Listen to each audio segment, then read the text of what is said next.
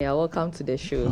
Since you are global, right now you're global music global star, music mogul. So executive. Yes. Welcome. Yes. Here be Accra.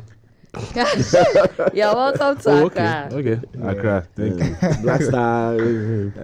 Anyway, GuiltyBeatz. I'd like to start for those who don't know who GuiltyBeatz is. Let's imagine or assume that they are not music fans and all of that, right? Yeah.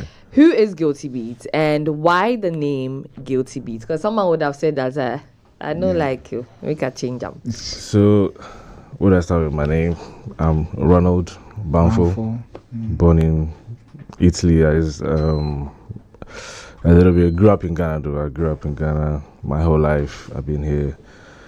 I say I've been making music since 13. Yeah. I used to make music on phones and stuff like that. My friends who all just they'll be doing freestyles and rapping, and I'll be doing like creating the loops and stuff on the phone for them to rap and stuff like that. But I think maybe from when I was 17, 18, that's when I started working in the studio in Lashibi. And coming to 18 to be precise. I got the experience. That's when I was meeting a lot of like Ghanaian art, like Sakari, R2Bs, all of them were coming. There's a specific studio that people were coming to. Yeah, people were coming through. And then, I used to be an engineer. I used to just like record and like, comp vocals. And then it transitioned into production. Yeah. But the name Guilty is funny. It came from, I had a t-shirt. I literally had a t-shirt with the inscription Guilty. Yeah. And then, because anytime I wear it, my friends are like, why are you wearing a t-shirt called Guilty? Yeah. And it became a thing where it's like, everybody just started calling me Guilty. And I kept it. Okay. Yeah, and I had a beat to it, because like, I don't want to be called Guilty. Like, Guilty. Okay. But it became special because there was no one called in the world right? called Guilty. That's what I was saying. Someone will want to shy away from that name because when someone says that you're guilty, it's always like a negative connotation. So it makes a lot of sense that unless he's guilty of out. making hits. Yeah. I'd say that, which he is is guilty of. There's also that as well. That he's guilty of. Superstar producer GuiltyBeatz. So when did the music start for you? I understand when you say that you started as little or as young as 13, right? But when did you get into it? The whole, maybe at 13 you were just doing Inshallah and vibes, right? So when did you get into it? The business aspect, fine tuning your craft. I would say 2018. Okay. That's when I started learning about like the other side of things and how things work, like outside of Ghana. So I was learning on the go, literally, and I was in it. And I'll be asking questions. Okay, how's this working? What does this mean? What does that mean? And that was in 2018. Yeah. Wow. So how did it feel a year after in 2019 when you put out, that you had worked with Beyoncé on the Gift album? Because that's just a year. Yeah. 2018, 2019. And then you're already working with the Queen Bee. Yeah. Yeah, because it's funny because when I released Aquaba, I feel like life just went fast. So you had to be... So it started from Aquaba. Yeah, so I had to be learning on the go. Like, okay, you have to understand what's going on because you're really being... Like, you're out there in the world. How difficult was it moving from just being behind the machine and bringing ideas to life to now having to be a part of such a big space? It's a decision I made in 2017. Okay. In 2017, I prayed and I was like, you know what? I want to start releasing music as me. And then when you say releasing music as you, GuiltyBeatz featuring the artist and DJing. Okay. So it's something I actually said to myself. So I started working towards it. I started making beats and keeping them and not giving it. And you understand? Okay. And deciding that, hey, okay, I'm gonna take some vocals and make a beat around it, and then release it as me featuring the artist. You understand? And that's how Aquaba was actually made. Because me and Papi made a song in 2017, and then I took the vocals and then I switched it to what the Aquaba beat was.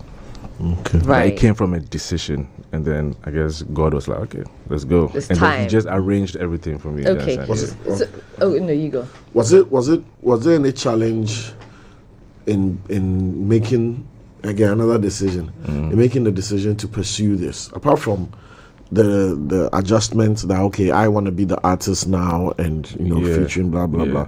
The whole thing of back then, you're talking 8 years, 9 years ago, that I want to be a music producer, right? That it's not today's industry where there's so much, digital penetration and labels everywhere, and people trying to put people on and on that. The time you're talking about was quote unquote the dark time. So what was it like, making that hardcore decision that of all the options, all the things, Chalafi Jackpa, just go sit Yankee or something. But you wanted to. I know the feeling. I'll tell you, like in 2015, I actually wanted to just quit and go and be in Canada. Were you in Ghana at the time? Yeah. Okay. And go and be in Canada and just like work and do something else. Do you understand? But I met Mr. Easy around that time, and we released a song. What's the name of that song? We released a song back then. Yeah. We released a song, and I took that as a confirmation that okay, maybe I shouldn't leave. I have to keep going. This is my thing. Yeah, because a lot of times it's just word of mouth. You see, now you have social media to do, but back then it's just, I've worked with this guy. His name is Guilty. Go and work with him. Yeah. And the relationship I build with people, they like me beyond the music, and then they go and like tell people like go and work with him, go and work with him, go and work with him. So I built a lot of strong relationships coming up. Okay. You understand? Because you mentioned relationships, right? Yeah. How did you get to working with Beyoncé? Did you do a pitch? Did they reach out to you? Was it word of mouth? How did it happen for you? So it ties into that story of the decision I made back in 2017. So when I decided I'm going to release music, Aquaba came out. I was doing my thing, I'm releasing stuff, and that's how Beyonce's team reached out. They emailed me directly. How was the feeling seeing that? First, I didn't believe it. Because I was like, shady. Because it didn't come. It's like it came. I was like, that's not. How can it be? So I had to research Parkwood Entertainment. I was like, Beyonce. I was like, what do you guys want with me? I'm doing Aquaba, and Pilolo, like on the other side of the world. Yes, like I'm doing Aquaba and Pilolo, but that was when I think they were about to start working on the Lion King. So I feel like Aquaba gave them that African standing for Africa type vibe, and then they reached out. I went to New York, and I met the A&R, and then she was like, we're doing a camp in LA. You want to come? I was like, yeah, sure. And I went back to London, and literally 5 days later, they flew me to LA, and I was there for just 5 days, and I made those 3 songs that came out.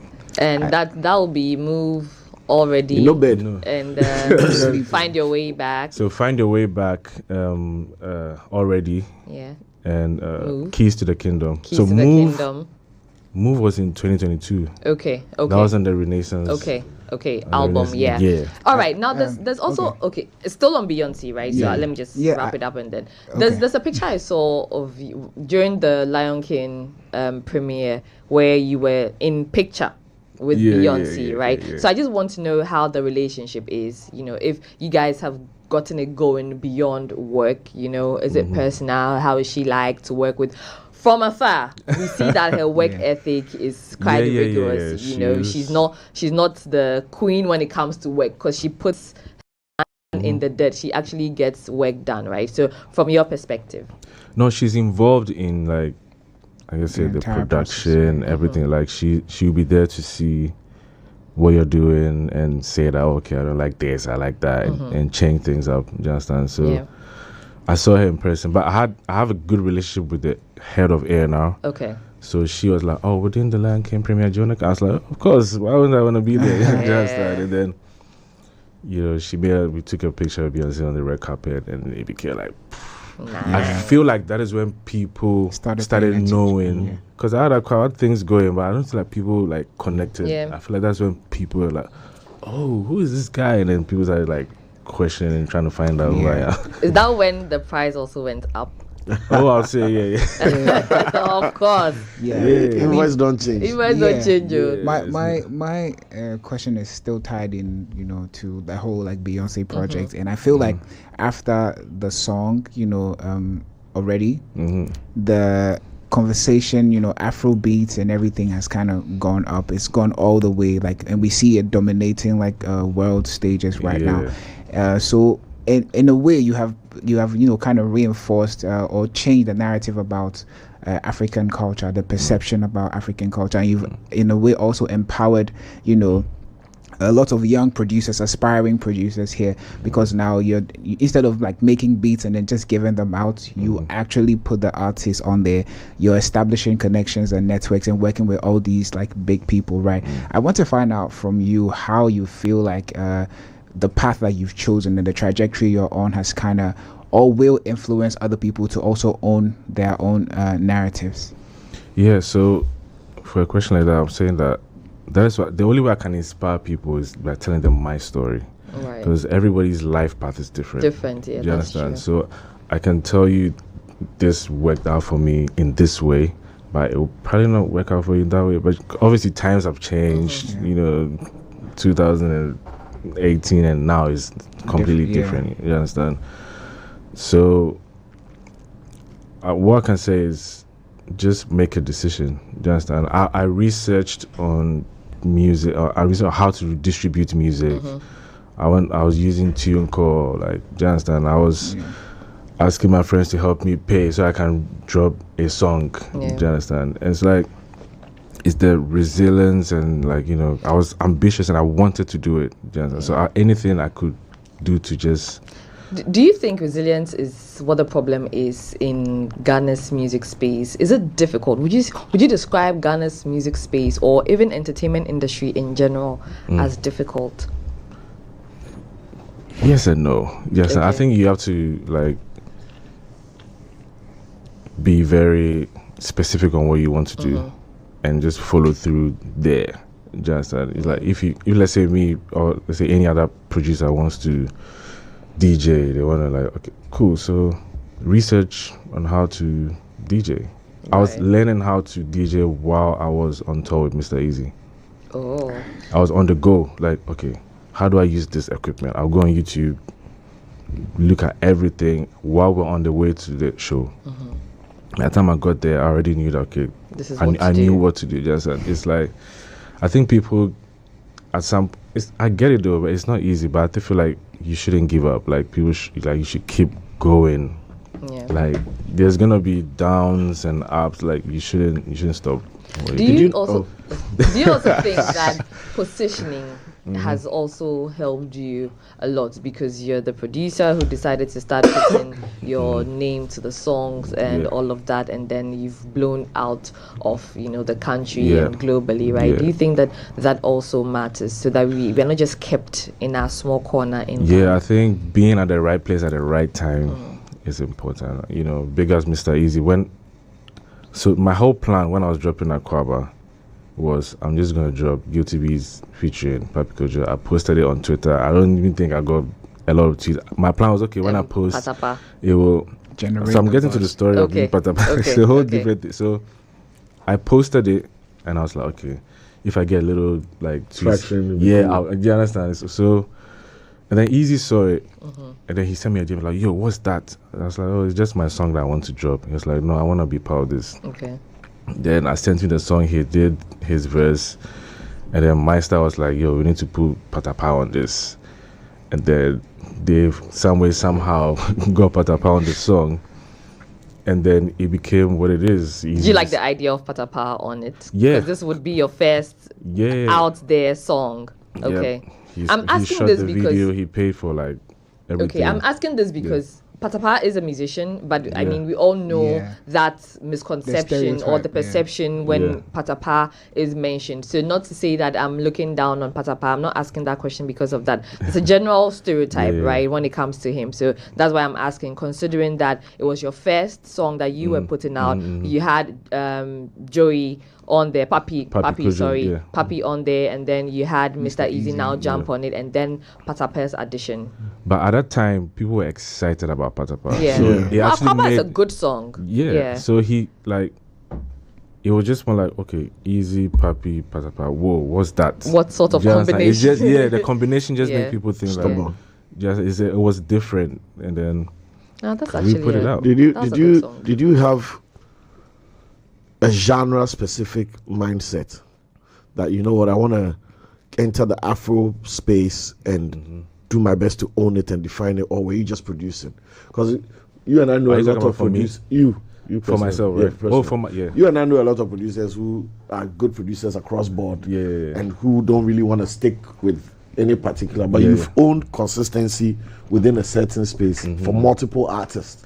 Was that intentional, or was that something you discovered along the way? No, for myself, I knew I wanted to do Afro House. Okay. Yeah, I've been an Afro House fan since the beginning of my Okay. career, do you understand? So I was releasing music before, like I'll take vocals easy and I'll just put it out. I don't even think nobody knew those songs, but for me, the joy was in I put the song out, just until Akwaba came. So I'll say, yeah, Afro House has been like personally as maybe GuiltyBeatz, like, you know, DJ has been an Afro House, but obviously production, my mind is Yeah. like everywhere. GuiltyBeatz, because it's your first time here, we are going to ask you questions as far back as whenever. Yeah, right? I'm ready. So, Taking back to primary school. as far back as I'm ready. whenever. I want to. Yeah. She's I got wanna- the I wanna let iPad. The everything iPad go. is open. You're in trouble. I want to Yeah. let everything go. So Yeah, let's go, yeah. I want to go back to the Afro House bit, you know, Yeah. and also when you came in here, you mentioned you did a quick, like a brief background, you know, talked about your being born in Italy, and I think that Yeah. you've been in and out. Like you grew up in Ghana, right? But Yeah, like, bro. I went to Legon. Yeah. yeah, but like I mean, you've been in and out of Italy, like go come back, you know. I don't Yeah, know. as a child though. Okay, but I'm asking you this question because of how authentically Ghanaian your production is, and how you're able to weave in. You know, you can listen to It's the the beats. watching. You can listen to the beats, and then Mad watch it. you know, and then you can tell that Africanness in it. It doesn't matter who's on the song. Beyonce was Yeah. on the beat, and then Yeah, it yeah. still Yeah, had that. yeah, It yeah. had the African- mommy feel. It had I mean, that. he even said that it's because of Akwaba that Yeah. they reached Yes, out. that- Yeah, so yeah. I'm trying to find out from you how you're able to, coming from two different backgrounds, you're able to still like weave that thing in there, like where you can still hear it and tell that it is authentic in nature. You know, I'm trying Yeah, to I find think- it out. I mean, I grew up in Ghana, like just my whole, like from age of 6, bro. So like from age of 6 till 2018, I was in Ghana. So I have it in me, just and I grew up here. Just that people don't know, so they think that I just came out of the blue, like boom, who's this guy from? Yeah. He doesn't live here. Where does he? Just but I actually grew up here. So but I listen to so much music. That's how I'm able to sit in different spaces and make different songs. Yeah. And you Right. still feel the Ghana in it. Yes, And even the foreigners are able to relate and So that, like yeah. resonate yeah, with it. because I think it boils down to taste. Just Okay. and I think it's because I've listened to so much music, I've been influenced by different jazz, rock, like R&B. So when you put all of that together, I think that boils down to the sound that I make. That's why people are able to like it from different. Because they can, when they hear it, they can feel a part of them in the song, even though it's an Afrobeat song, or even though it's like Akwaba, they can still feel. Oh, I feel like I'm connected to my motherland. Like, Yeah. I think this will be my last question on Beyoncé, right? But for all of the songs that you created, was it a one-time thing, or did they have to reach out to you every time they wanted to create all of these songs? No, it was the 5 days that I spent. You're talking about Yes, the Lion King yes, album. Yeah, yes. the 5 days that I spent over there was literally the time I made So how about everything. already? Same. It was just during that period. I was there for 5 days. Oh. Because we were on tour. So from there, I was on tour with Mr. Easy. So Okay. I had to take 5 days to just go and do that and get Go back back, on tour. yeah. Wow. Yeah. Okay, that's nice. Now you mentioned that you are really big on relationships, right? For those who may not know, Beyond Tems' Born in the Wild album, which saw you doing over 10 songs on there, right? You've also worked with her on Orange. Orange is the new place. Is that a Orange? If Orange was a place, yeah. Iradi. Orange is the new black. Thank you. Yeah, Thank you very much. If Orange was a place, I know that you know, but I don't know why the new place came to mind. But anyway, I just want to mention that it has 5 songs on that EP, and you produced 4 out of the 5. But this was back in 2021, right? Yeah. So I would also want to find out the relationship that you've built with Tems from time, right? And then also now from Orange, if Orange was a place to align yourself. If Orange was a place to now Born in the Wild. Yeah. Oh, so I met Tems in 2020 in Ghana. Okay. And her manager Wale, I'll tell you the detailed story. Okay, yeah. So he came to Ghana to come and listen to Kim Promise's album. Okay. And then do you remember which album that? 5 Star. Okay. So I produced like maybe 5 or 6 songs on the album. And every song that he liked, he asked, who produced this? They say Guilty. He didn't know who I was. I was actually outside the studio chilling with GuiltyBeatz. And then after he listened to everything, he came up. Obviously they pointed me to him, and he came out and he was like, bro, I need to meet you. We need to have a meeting. I want you to work with my artist. She's called Tems. Okay. Yeah. Obviously I knew Tems, like her name was like she was bubbling, she was bubbling. And I was like, yeah, bro, I'm down. So maybe I think a week later, Tems, she pulled up to Ghana, and then literally from the first session, we just made Me and You, and most of the songs in the Orange's place. Yeah. And she was like, I want to work with you forever. Oh, literally. That's so nice. Yeah, wow. So that's how the relationship was. So we've been so close, like, since that time, 2021. That's good. We went and to this is LA. what we say when we say that your works will speak for you. Yeah. Right? Yeah. Literally. I think the synergy between the two of you is a creator has found an enabler. Yeah. Because I think she enables you, you also enable her. So that's synergy. Because Wale was like, he told Tems, I found your producer for you. Because she came to Ghana, I think 2 weeks before, and she was working with different people. And she was like, the vibe was not whatever. She was trying to work with, she didn't really like what's going on in Lagos. She's like, let me come and try Ghana. Okay. And then she was just like having sessions with different producers, but it wasn't working out. What was the pressure? Tems is on the bubble up, you know, I want to work with you. We got these projects, blah, blah, blah, blah, blah. Now you are committed to one. It's different that you have Beatz and you're working with so many people. Yeah. That commitment no shit that heavy, like, this be your artist now. Everything or 90% that's going to come out of it's coming from you. Catalog is you. What was the pressure like? I don't think there was pressure though, because the way the music was made, it was just organic. Going. Yeah, it's very organic, so there was no pressure. It just felt like we're making music and it's heading somewhere. Do you understand? In fact, I didn't even know that the songs we made were going to come out, because in LA she was like, maybe I'm going to scrap these songs and start new one. And I was like, did I just waste my time coming to just like? Is this for If Orange is a Place? Because I didn't. Yeah, Orange is If Orange is a Place. I didn't know the songs were gonna. She was in that space. She was. Musicians are like that. Yeah, she was like, listen to it too much. Scrap these songs and then we'll start something fresh. And I was like, wow, that was.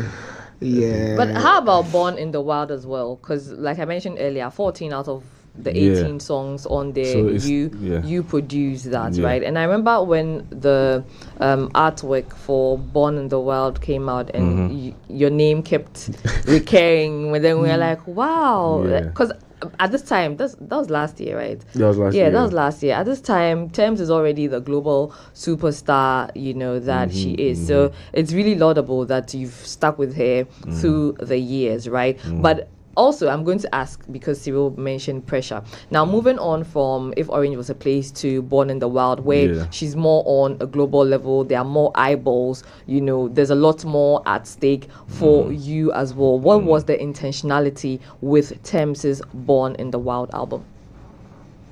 I think it's more about making people feel than, like, you know, maybe just trying to make bangers, and just we just want people to feel the music we're making. She's someone that likes to feel, and I like to make people feel something. Just so it just made sense that we just make music that people feel. There was no we're gonna make music for this, like it's just there's freedom in the music, just, and I feel like that's how it's supposed to be. But I think because the industry is like, you need to do this to blow, you need to do that to blow, everybody needs to feel like they need to be doing this to blow, just. But we need to show people that people from Africa can also make R&B, just. Like, was it challenging having to? So after Akwaba, all the stuff that's happening in Ghana, now you are working with somebody who has a global outlook. Positioning, the sound, the positioning, everything. What was that learning curve like? Having to move from Akwaba. I feel like I was, because there's a bit of a gap, right? Between the Akwaba the sounds. and the sounds. Oh yes. It's like, but I'm also somebody that sits in different spaces because how did Wale know from listening to Kim Promise that I could produce like an R&B? Do you understand?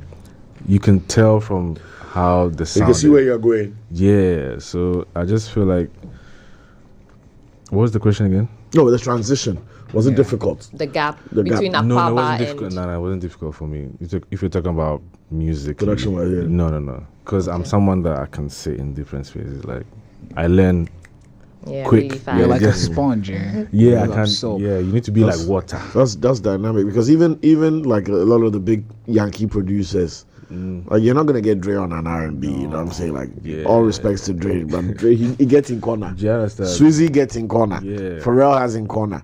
But you've been able to transition Different. across. Yeah. So I even recently I produced a song for Jesse Reyes. Oh, okay. And then I sat with the management team, and the guy was like, "Is because he listens to the music I released, and he was like, it's so crazy how you're able to." Shift. The song is a love song, Proper. yeah, like a love, and it's like it feels so authentic. It doesn't feel like somebody from Ghana made a beat that like song. that. Do you understand? And it just comes from the influence of listening to A lot of other a things. lot of music.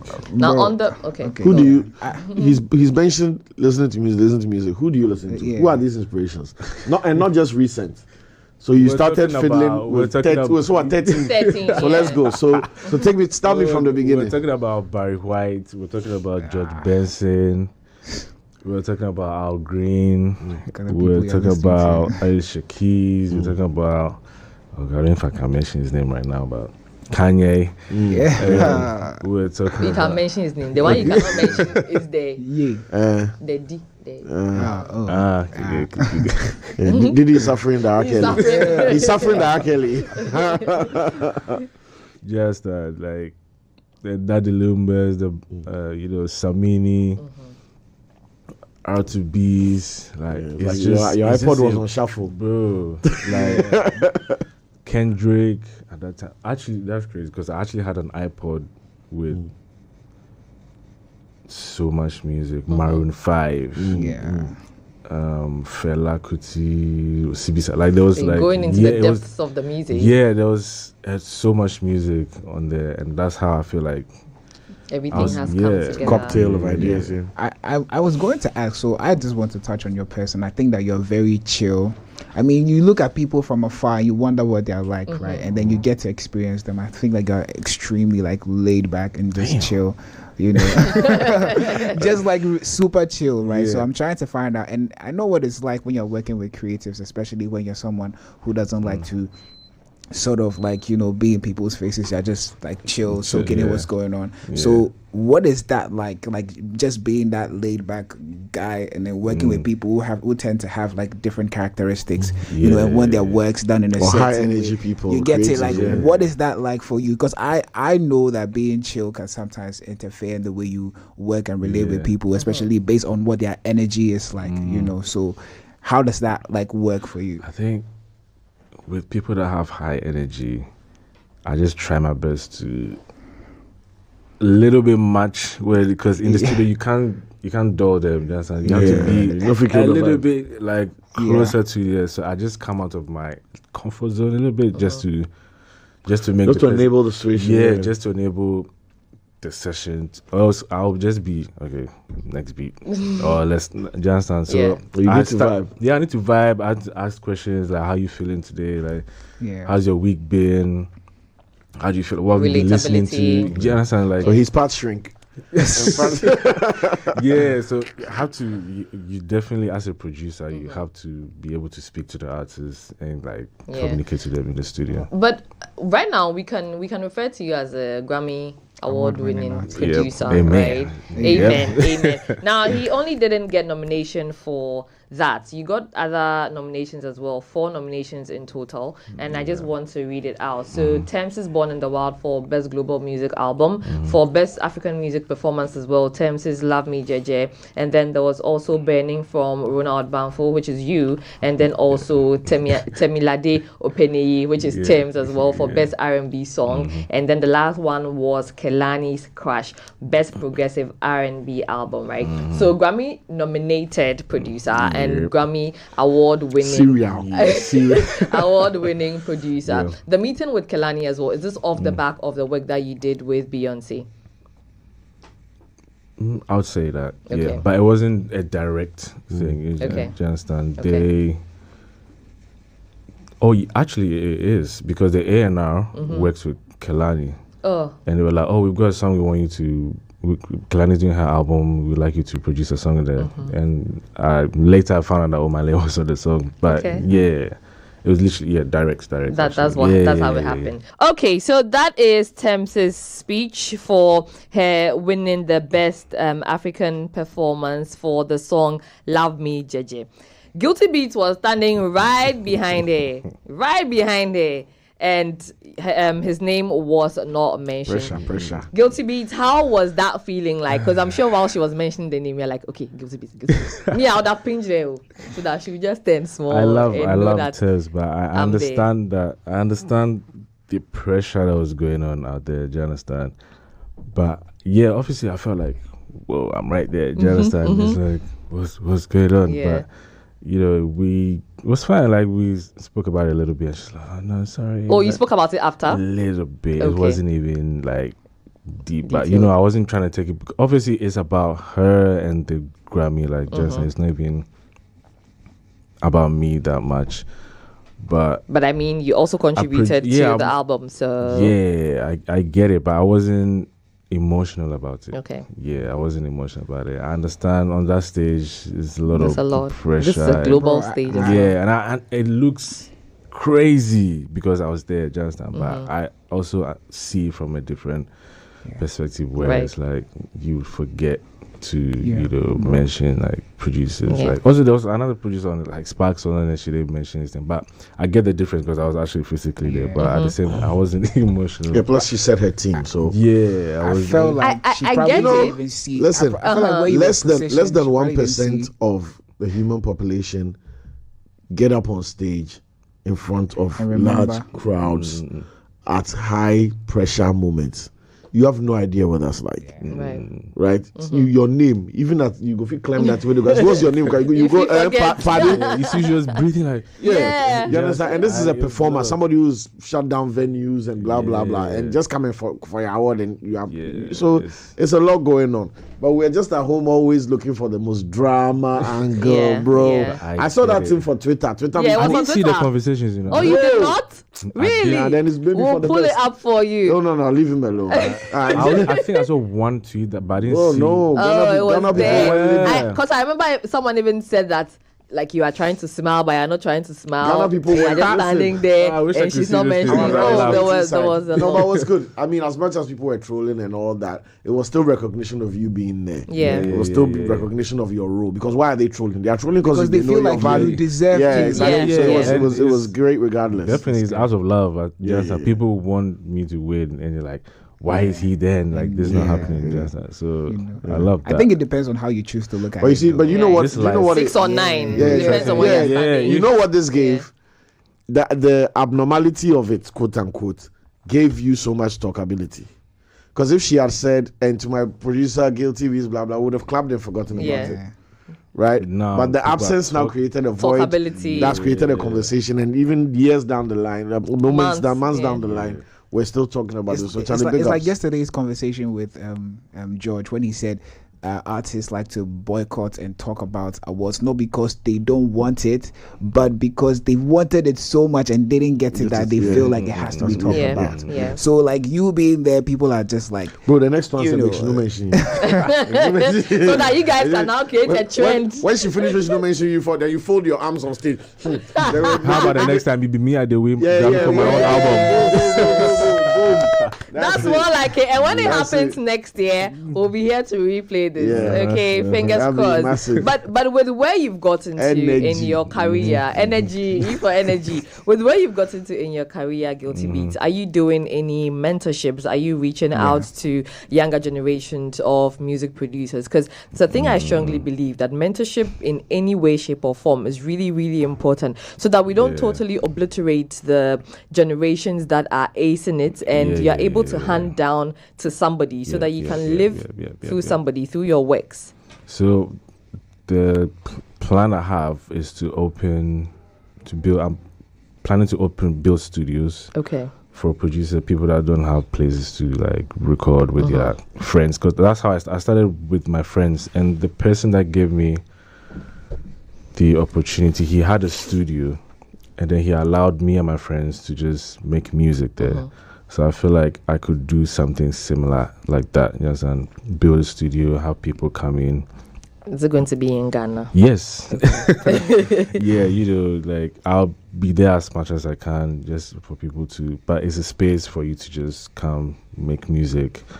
I produced Twitches. I don't know if you guys heard it. Like I produced the whole project for Twitch. Oh. So that's something I'm also trying to do. Like if I see that, okay, this guy is really good. You did it for Twitch for free?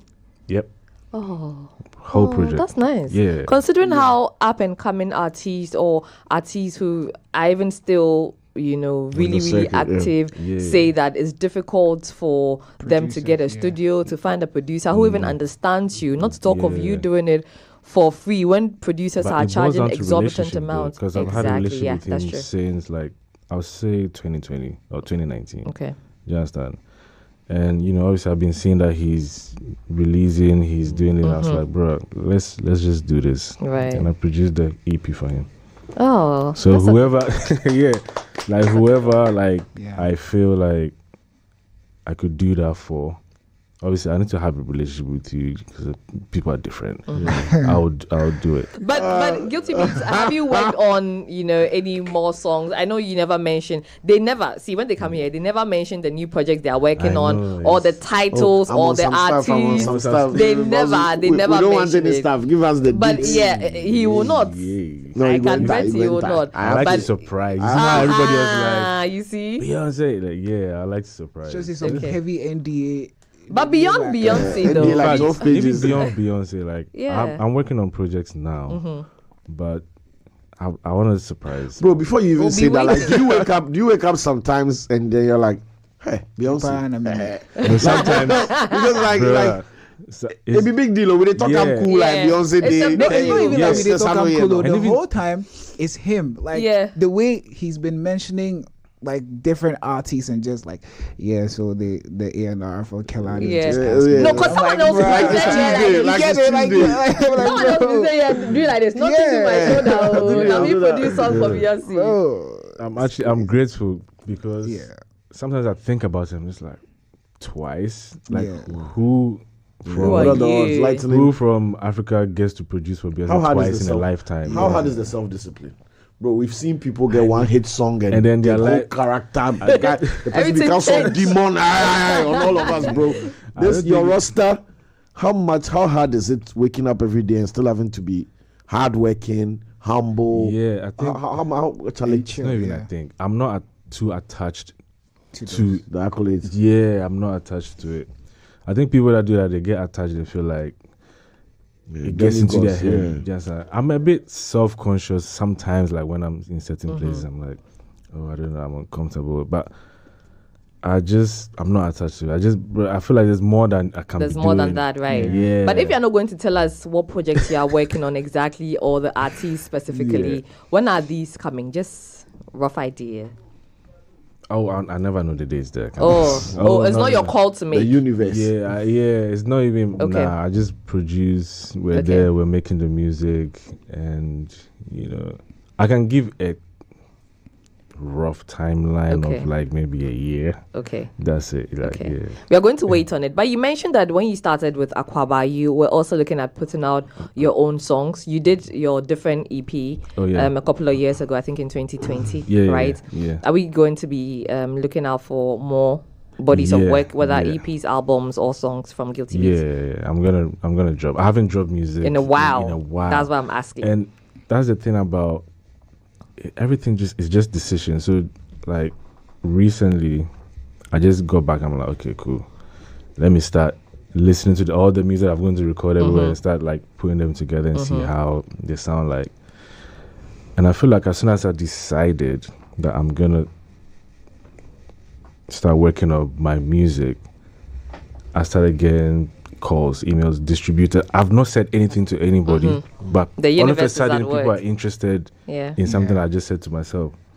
It's just an advice for people, like decide and pray. Please, when you finish making your decision on what song or album or EP you are going to work, keep me in mind. I'll use the name Lelo. That'll be my artist name. Is it? You want to do like I give you like an interlude? You want to do an interlude? The name is my name. I gave her the name. It's my name. No. The fact that we are calling you Lelo. No. Who called her Lelo? Who calls her Lelo? I called myself Lelo. Will you be quiet? This my brother will worry me. Please, that'll be the name we'll use. It's good enough. Okay. So decide. Africa's first Afrobeat stand-up comedy album. That would be. So if you had any words to say to young artists or producers who are coming up, I mean, what would you tell them? Yeah, I would say, I think, pray first, bro. Like, prayer is like very necessary, like in life, and decide on what you want to do. And that's how I think God will just arrange things for you. Because if you look at the story, I just decided I want to drop music, me, and then for you. Easy came in, Beyonce came in. Like there was so many things just started going. And God would just arrange, just decide. Okay. Research. Just show. Okay. One last thing I wanted to ask. I don't know why I didn't ask the whole time. Okay, I wanted to ask you about Papi Kujo because I know that you have a great relationship with him, and like that's the first question I should have asked. Yeah. I just want to ask what that is like, and then just working with him and everything. At that time. Yeah, from then till now. I mean, you guys still work. How like what the relationship is like, and what it's like working with him. I mean, for you. Papi is also because both of you are very two very different people. Yeah, but like I think he's one of the most talented guys I work with, and he's very specific on when he takes his time to get a song done. Did you understand? I know that for a fact. Yeah. And bruh, thank God I'm a patient guy because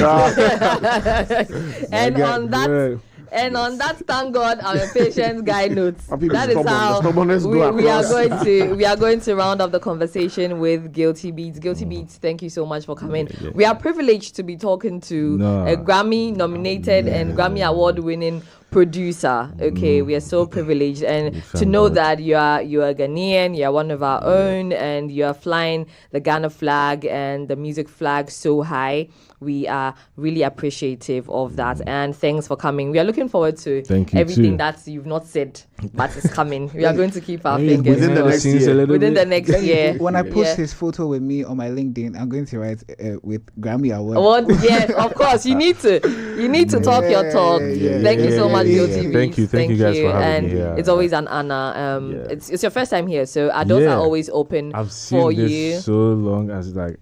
When I entered, I was like, oh, I know this. Yes, you do. Yes, you do. And you're in it. So our doors are always open for whenever you're ready to, bring us your songs. You're going to play it put it on replay. So yes, guys, it's been a conversation with GuiltyBeatz. If you missed any part of the conversation, the full one will be on our YouTube 3 music networks, and you get to enjoy the full thing just as we have a ride here. It's been a good week, we can say so. Today Jay Foley is missing, but we are sure we are going to see him right after the show. He's clearing the hawkers.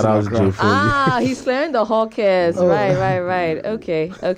But it's It's the Culture Daily Morning Show for those who are, just in case, watching us for the first time or listening to us for the first time via Plus 89.9 FM. We are on Mondays through to Fridays, okay, 7 to 10 a.m. It is Jay Foley, C-Real, Kojo Trabe, Jason L.A., Amy Cherry, Isilfwa, and me, Lenny Lamote, the wannabe musician.